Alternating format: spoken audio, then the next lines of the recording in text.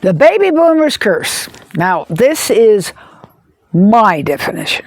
Okay, that doesn't mean that every baby boomer out there had this kind of situation, but I sure did.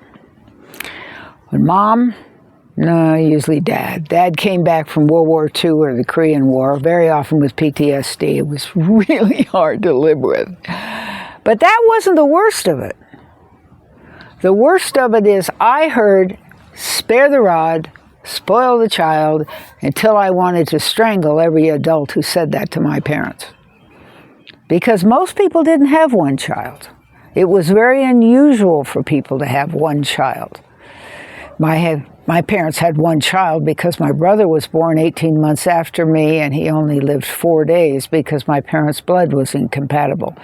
My mother had 3 or 4 more abortions that I know about because they knew she couldn't carry another child to life. The child would just die.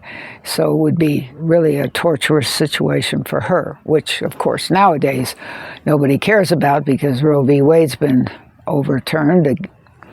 And the situation is critical for many, many women. It's a very dangerous time in our lives. But so was it after World War II. Now everybody says, oh, it was so great. There were appliances were built and women were able to go to work. And women had gone to work during World War II and they'd learned how to work. So by God, let's get them out there and have them work. Yeah. And beat their kids because they were tired, worn out.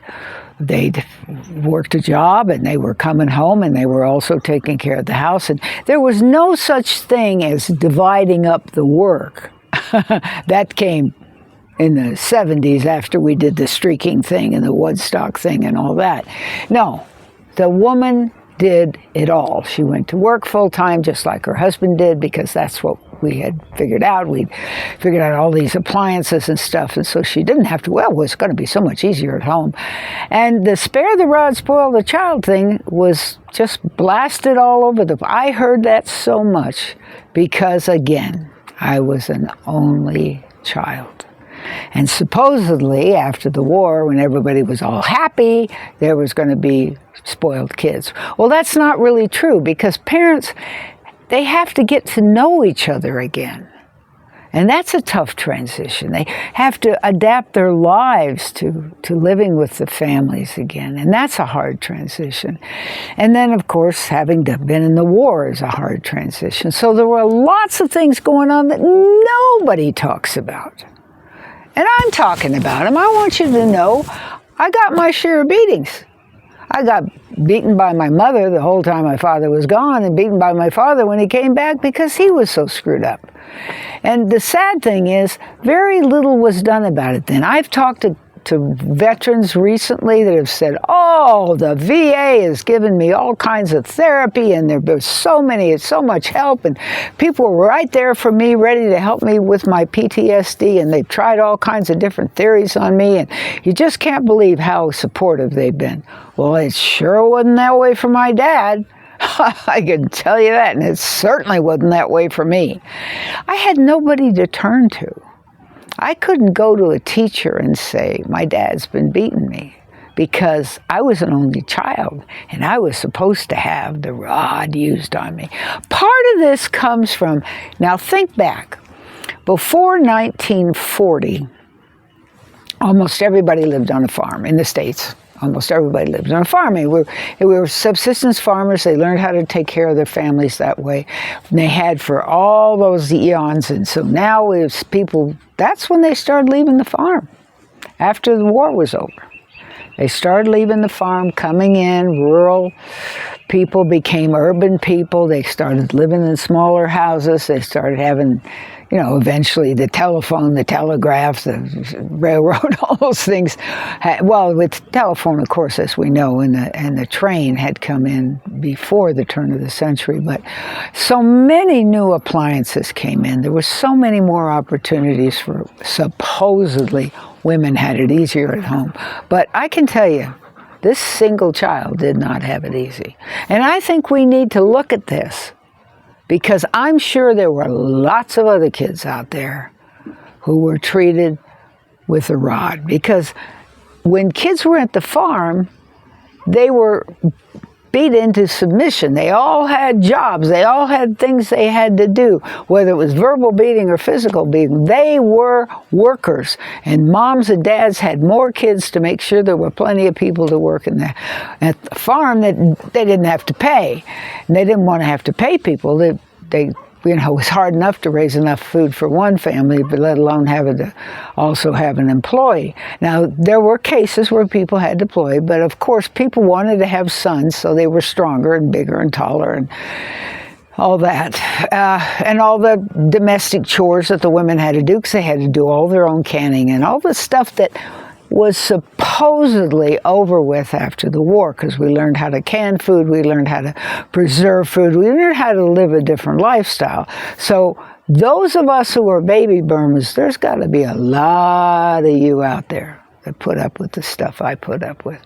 Helping my parents adjust back to being together, having them, dad dealing with PTSD and mom dealing with having been lonely and feeling like she was left to take care of the girl who she didn't want because she wanted boys, and so forth and so forth and so on. There's always issues.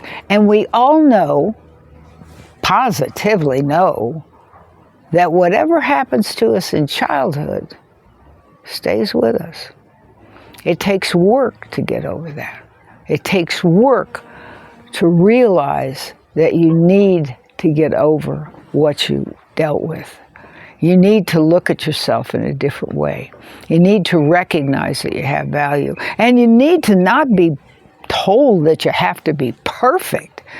I mean, that's when we started having this status symbol thing, because we came in to live in these smaller communities instead of in the farms. And so there was a situation where, the Joneses did better than the Rockefellers or whatever, not as well as the Rockefellers.